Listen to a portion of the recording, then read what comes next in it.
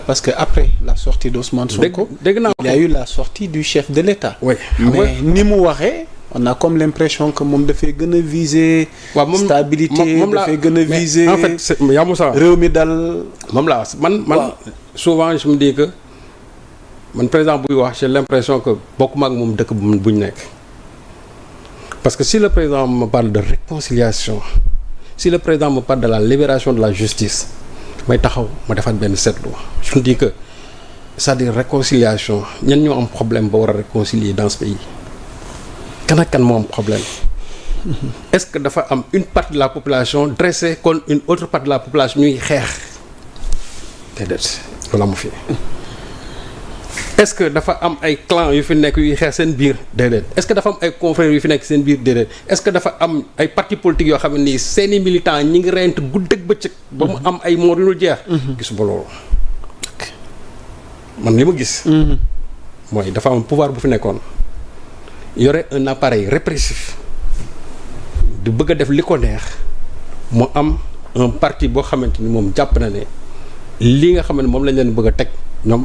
duñ ko nangu tey duñ ko nangu ëllëg nañ ko teg ci démocratie kee bëgg a imposer sa dictature ñii taxaw ne duñ ko nangu muy waa Pastef fi Ousmane Sonko jiite leen loolu moo indi xeex yu métti yi nga xam moo doon am ba ñu bëri loru ci donc ñi amoon problème xam nga ñan la c'est-à-dire que c'était le peuple contre Macky Sall et son appareil d'État c'est-à-dire surtout et son appareil sax de répression Macky Sall la ñu amaloon problème. dëgg la c'est-à-dire le PASTEF ou bien en tout cas une bonne partie du peuple et le PASTEF se battait contre Macky Sall et son appareil répressif.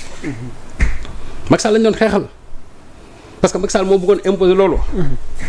et boo gisee ñi nga xamante ne ñoo ci ñàkk seen bakkan ñan la c'est les militants du PASTEF.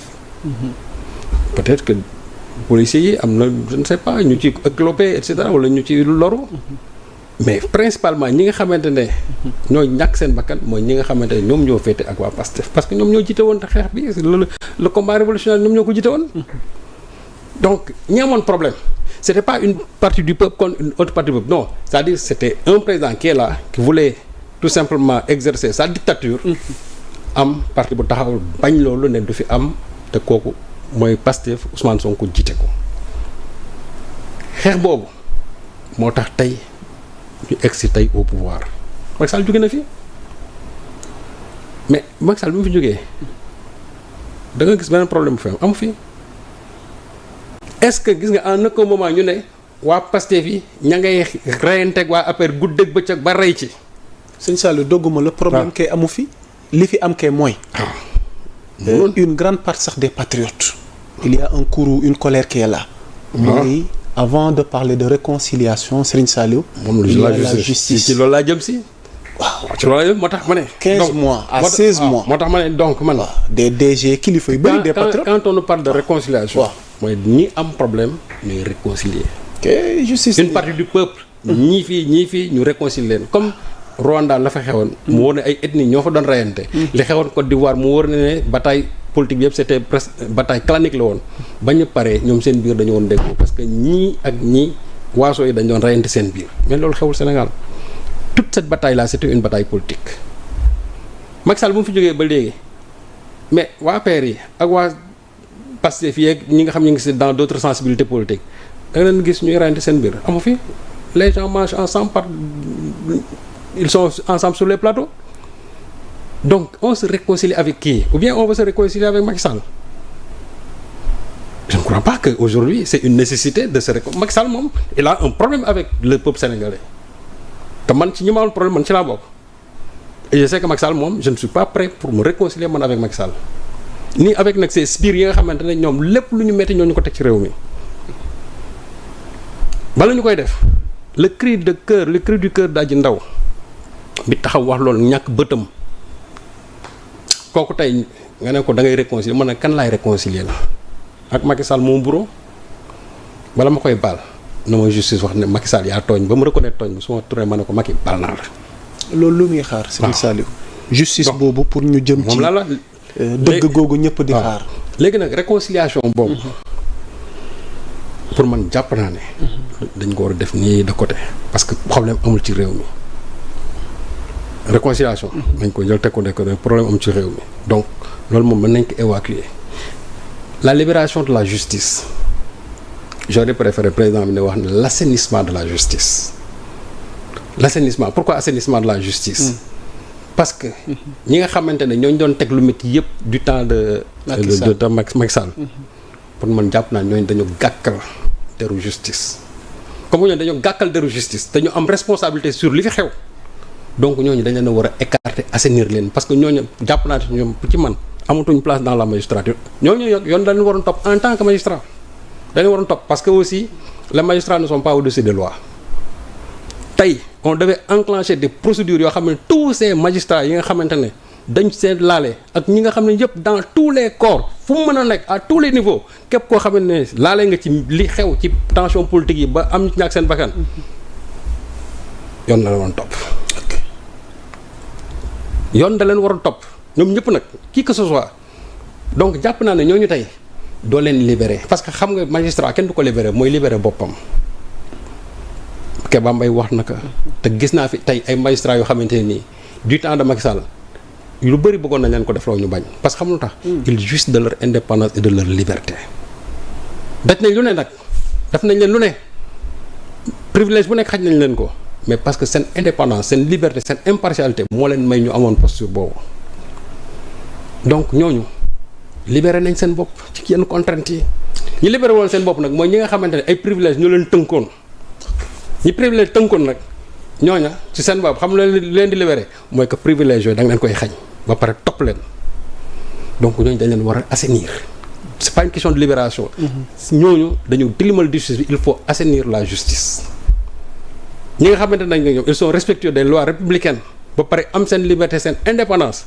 may ko seen bopp nag parce que aussi magistrats yi loi daf leen ko may muy constitution muy le statut de je crois la loi organique boobu du 2017 daf leen a may cette totale indépendance ku ko ci jëlul yaa ko xañ sa bopp Abdoulaye Wade mos na ko fi wax mu ne am na ñoo xam ne tey boo leen joxoon seen liberté ñu dellu si waat daane je veux être toujours esclave donc magistrat bu nekk yaay may sa bopp liberté kenn mënul libérer ci quoi que ce soit léegi nag tey bu ñu assainiree cette justice ba pare léegi nañ jublu maintenant ci ñi nga xamante ne ñoom law yoon war a topp ci njombe yi fi amoon yëpp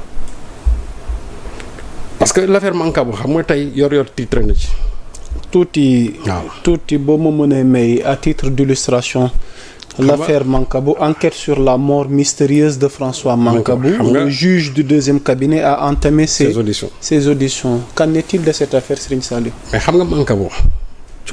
Mancabou men waaw conditions yi ñu ko jàppee woon ba xone force spéciale la ba ñu yóbbu ko sûreté urbaine ak la fa xew lépp ba nga xamante ne moom dena ci circonstances yu miti ba pare mystérieuse boobu ba léegi mun ñu fexe ba ubbi ci benn enquête. Mais le mois de janvier bi passé donc presque 6 mois ci ginnaaw on avait confié l'enquête à la police pour que ñu ubbi enquête ci yéen yi yóbbu ci juge bi qu'est-ce qui s'est passé? Rien n'a été fait. Rien n'a été fait.